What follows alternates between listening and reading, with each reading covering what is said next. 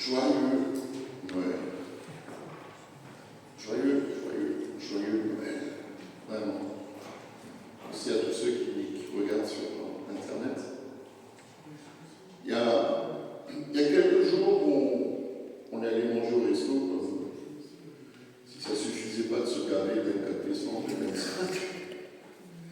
Et en fait, en allant au restaurant, on est passé à Bergue. Et à Bergue, il y a une maison.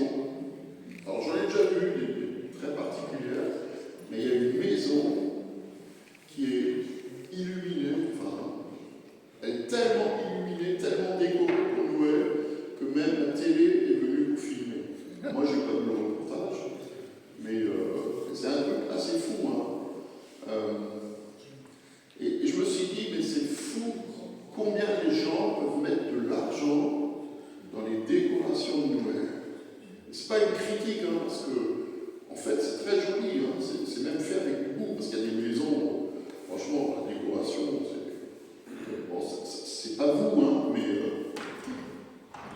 c'est comme Halloween, c'est pas, bon, bref. Belle maison illuminée. Puis il y a aussi la tradition depuis quelques années, dans certaines églises, et je sais que l'année dernière, 2 ans, on l'avait fait, c'est d'aller chercher la lumière de Bethléem. Et c'est les scouts généralement qui organisent ça. C'est chercher la lumière à Bethléem, ensuite la ramener, et puis la partager avec les gens qu'on aime. C'est juste une bougie qu'on met dans une lanterne, et puis on fait passer la lumière de cette façon. Puis symboliquement, moi je trouve ça très, très intéressant. Et puis il y a la lumière de ce sapin, je vous ai déjà dit 2 fois maintenant, admiré comme il est beau. Non, vous ne trouvez pas? Ne dites pas le contraire, il est beau. Il est fait avec goût, ça, avec raffinement, on va dire comme ça.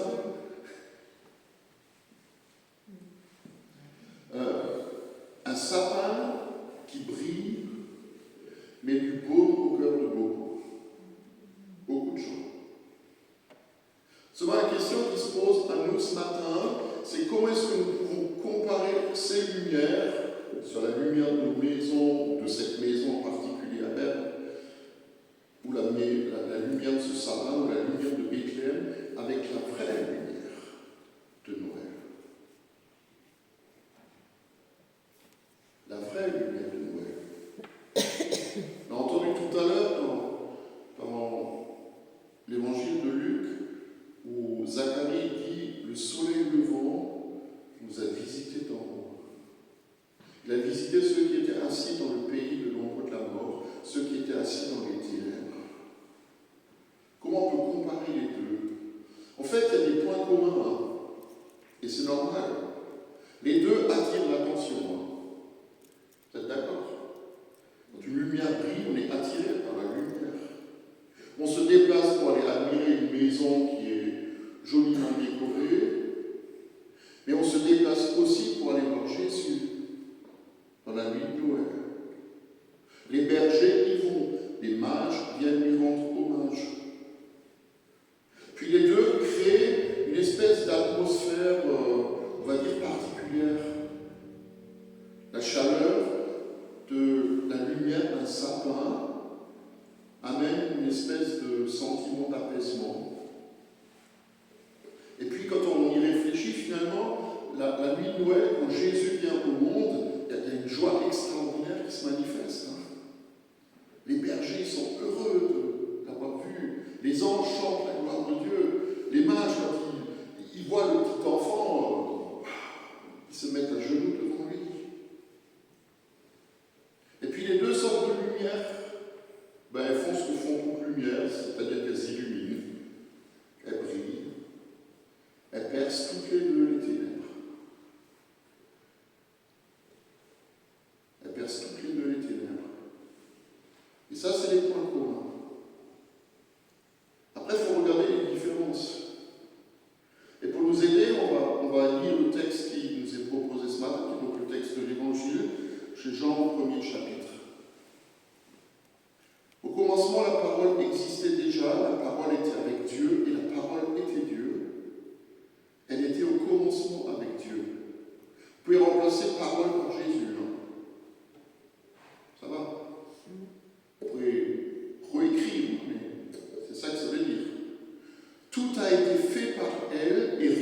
ce qui a été fait n'a été fait sans elle. En elle, il y avait la vie. En elle, il y avait la vie, et cette vie était la lumière des hommes. La lumière brille dans les ténèbres, et les ténèbres ne l'ont pas reçue. Cette lumière était la vraie lumière qui, en venant dans le monde, éclaire tout être humain.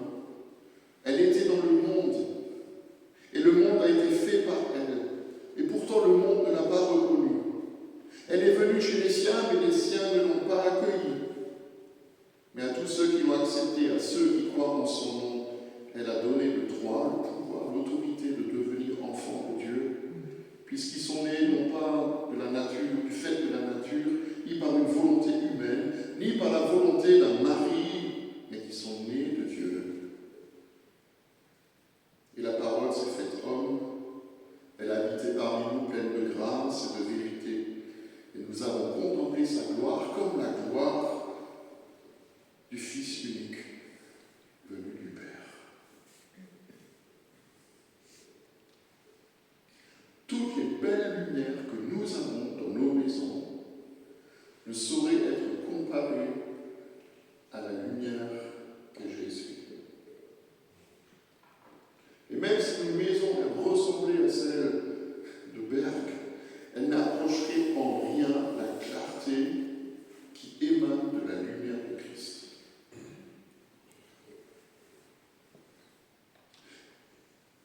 Vous savez pourquoi? D'abord parce que les lumières de nos maisons ou nos sapins ne durent qu'une saison. Elles disparaissent à peu près au début de la nouvelle année. Il y en a même certains qui commencent déjà à démonter leur décoration de Noël le 26. C'est vrai. Mais celle de Christ, elle brille 365 jours sans interruption sur ceux qui la portent en eux ou qui aimeraient la recevoir. Puis quand elle brille, les lumières de Noël, elles pâlissent de plus en plus. Nous, à la maison, on a un peu de déco, pas trop, avec des LED, voilà, avec des piles. Au fur et à mesure que le temps passe, quand on allume tous les soirs, dans le temps de l'Avent, les piles, elles commencent à être fatiguées, nous aussi. Et il faut les changer. Ou alors ce sont les ampoules qui claquent. Qui de vous a déjà acheté une déco de Noël avec des ampoules, vous savez, les fameux trucs en bois avec des ampoules. Et après, il y en a une qui claque, essayez d'en retrouver une. Pareil, c'est difficile. Non, moi j'ai des trucs à la maison, je ne peux plus les utiliser parce qu'on ne retrouve plus les ampoules qui manquent. Mais la lumière qui brille à Noël et qui vient d'en haut, elle ne devrait jamais pâlir. Et elle ne claque jamais. Et au contraire, la parole nous dit même que cette lumière, elle devrait grandir. Paul, il écrit en 2 Corinthiens 3, un texte qu'on a lu il y a quelques semaines. Lorsque quelqu'un se convertit au Seigneur, le voile est enlevé, le voile qui couvre la vue, les yeux. Alors le Seigneur, c'est l'Esprit, et là où est l'Esprit du Seigneur, là est la liberté. Nous tous qui sans voile sur le visage, nous contemplons comme dans un miroir la gloire du Seigneur, nous sommes transformés à son image de gloire en gloire par l'Esprit du Seigneur. On n'est pas comme Moïse. Vous connaissez peut-être l'histoire de Moïse quand il était sur le Sinaï et qu'il a reçu les tables de la loi de la part du Seigneur. Quand il est redescendu, son visage rayonnait de la gloire de Dieu. Et après, il était obligé de se couvrir le visage. Et souvent, on pense qu'il se couvrait le visage parce que les gens étaient illuminés par lui. Or, en réalité, quand on lit la parole, il se couvrait le visage pour que les gens ne voient pas que la gloire, elle pâlissait de plus en plus. Il fallait qu'il remonte dans la présence de Dieu pour recevoir à nouveau la gloire. Et nous, on est un peu pareil. Et Paul, il dit que finalement, nous, on est transformés par le Seigneur de gloire en gloire, par l'Esprit du Seigneur. Et en recevant Christ en nous, nous pouvons non seulement refléter la gloire de Dieu, mais aussi la voir grandir.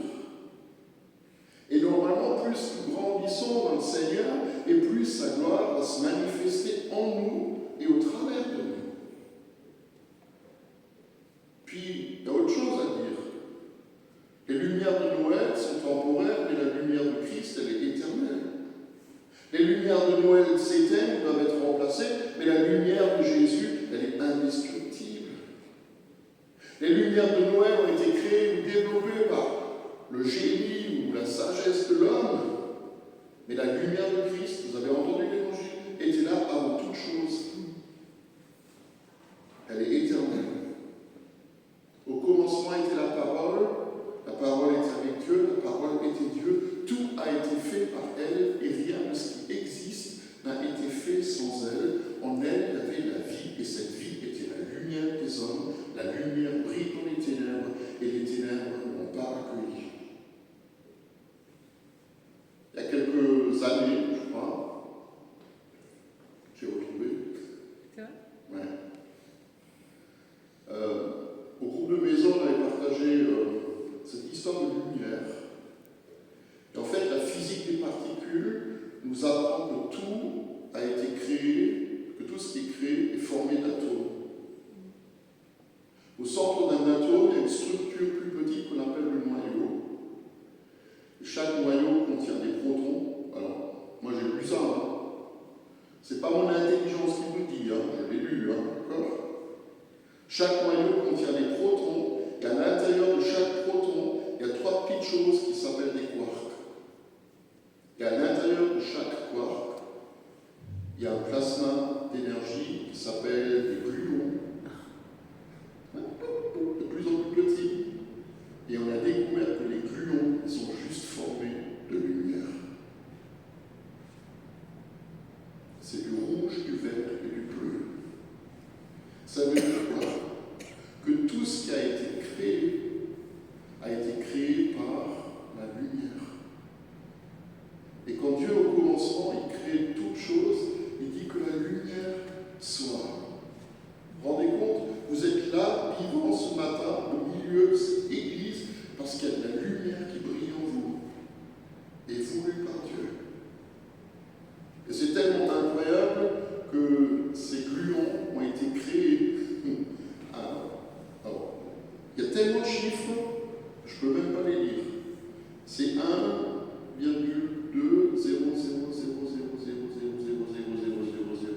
centième de seconde après le Big Bang.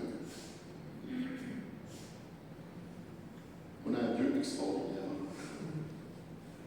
La lumière existe depuis toujours, mais elle n'a jamais été aussi proche et personnelle que depuis que Jésus est venu sur terre.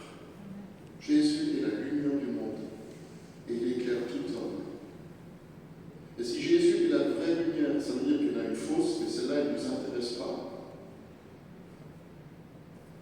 Ce qui m'intéresse, c'est que cette lumière veut briller pour nous. Elle veut briller autour de nous. Elle est au centre de ce culte. Elle est au centre de notre fête. Elle est au centre de notre vie. Paul écrit, je terminerai avec ça, une petite histoire. Autrefois, vous étiez ténèbres, le Dieu, tout ça, tout ce qu'on a entendu avant. Maintenant, vous êtes lumière dans le Seigneur. Conduisez-vous donc comme des enfants de lumière.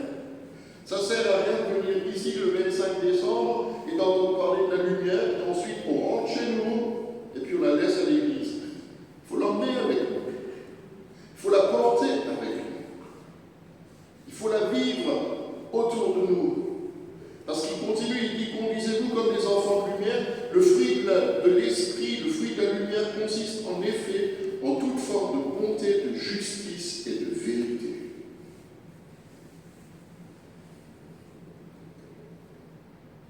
Ça veut dire que nous devons apprendre à être bon, à être juste et à être vrai. Je termine par ma petite histoire. Comme ça, vous avez le conte de Noël. Il était une fois une tribu qui vivait dans une grotte froide et sombre. Et les habitants de cette caverne étaient blottis les uns contre les autres et se plaignaient du froid sans arrêt. Il pleurait toute la journée avec des gémissements qui étaient d'une tristesse sans fin. Et ne le remarquait même pas, parce que c'est tout ce qu'il connaissait. L'esprit de mort était là, mais ils n'en avaient pas conscience. Mais un jour, il y a une autre voix qui s'est fait entendre. J'ai entendu vos cris. J'ai senti le froid qui s'abat sur vous. Je suis venu vous aider, disait la voix. Les habitants de la caverne, tout d'un coup, se sont tus. Et c'était une parole étrange qu'ils entendaient. Comment pouvons-nous savoir que vous allez nous aider? Et la voix répondit, faites-moi confiance, j'ai ce qu'il vous faut.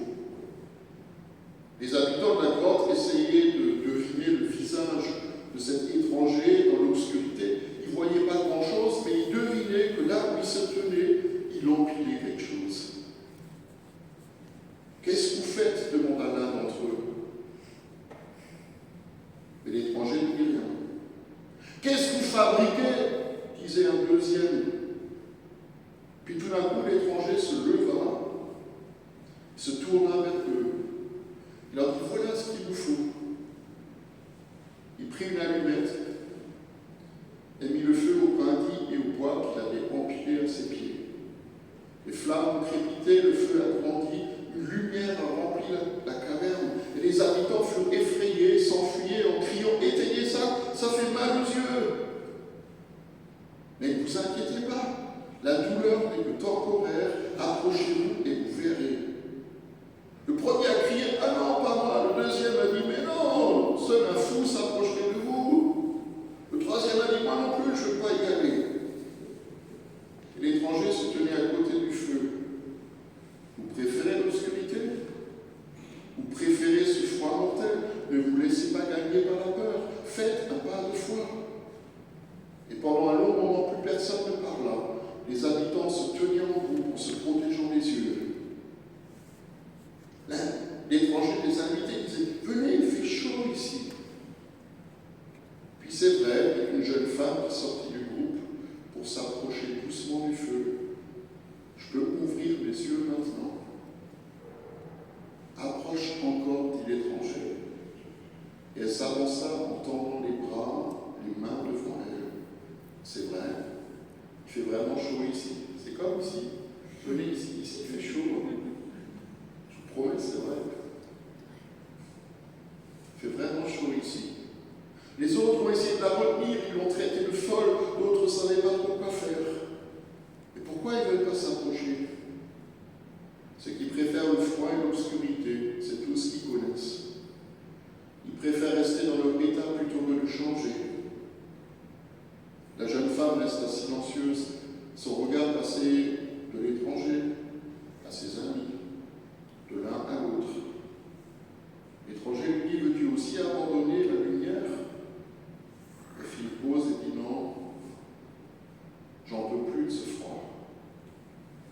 Mais je ne supporte pas non plus l'idée que mes amis restent dans l'obscurité. Alors, l'étranger lui dit, tu n'as pas besoin. Prends cette torche, porte-la à tes amis. Dis-leur que la lumière est là pour tous ceux qui la veulent. Montre-leur sa chaleur et sa lumière.